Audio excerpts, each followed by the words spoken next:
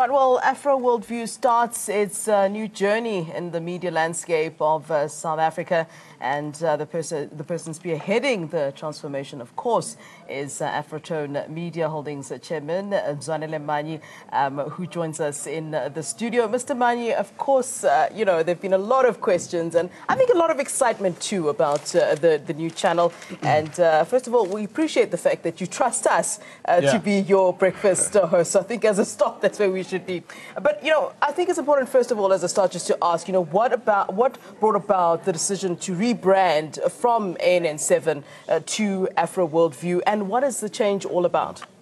Yeah, firstly, let me welcome as well both of you. Okay. I really hope that we're going to go from place to place with both of you here. Yeah, look, I think the rebrand is a strategic decision that we have taken to make sure that we make a clean break with the past. So this brand is not only just logos that have changed, faces have changed. People have never seen these faces on those spots. That alone should tell people that there's fundamental change, there's fundamental shift on a whole range of things. So indeed, there's greater and bigger things to come. Well, there have been a lot of questions about the editorial, you know, editorially what we're going to do. Perhaps if you can tell our viewers sort of where we're headed in terms of our editorial ways of doing things and what we'll be doing going forward. Yeah, look, I think the best person to explain that will most probably be the new editor herself. South Africa today will see a black, an African, and a woman who is going to be the new editor of the channel, and she's going to say a lot more about that. You know, I'm just the owner, and so I don't want to get involved in editorial policies. That's one of the major decisions. We're going to draw a strong line between owners and editors. So a new editor is going to come, and she's going to explain her policy, and that policy will be the policy of the editorial people, complete independence from ownership, and to make sure that, but the one thing that we all agree, that that editorial policy will be in line with what is expected in terms of the BCCSA. So indeed, it's going to be a major shift from all the criticism that we've been receiving from a whole range of people. Well, there's been a lot of fanfare today and a lot of excitement in the studios. What does this day mean to you, really, as we move forward and sort of, you know, the new dawn, a new change? What does it mean to you? I think it's more like a day that this is my fighting day for the people of this channel. We have young men and women in this place that have given their lives to be here. We have about, in total, the group employs just around 500 people.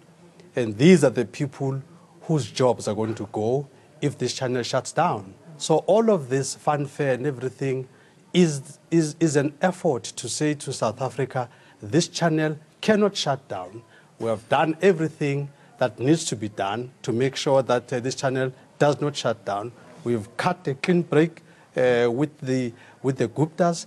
We don't owe any Guptas anything. This channel is completely 100% black-owned, the only channel in this country that is black-owned, African-owned, 100% as it were. And the management of this channel is also black. And you will see later in the day, we'll introduce the top team from editor to deputy editor to assignment editor to special projects editor. It's all going to be black women, and there's only one guy that's going to be there. Is going to be the assignments editor, but everybody else is a black woman, so they're going to be running the show. Well, so I'm really excited. Yeah, finally, Mr. Manyi, if I can chip in, if we could get a glimpse of your vision, where do you see this channel in 5 years?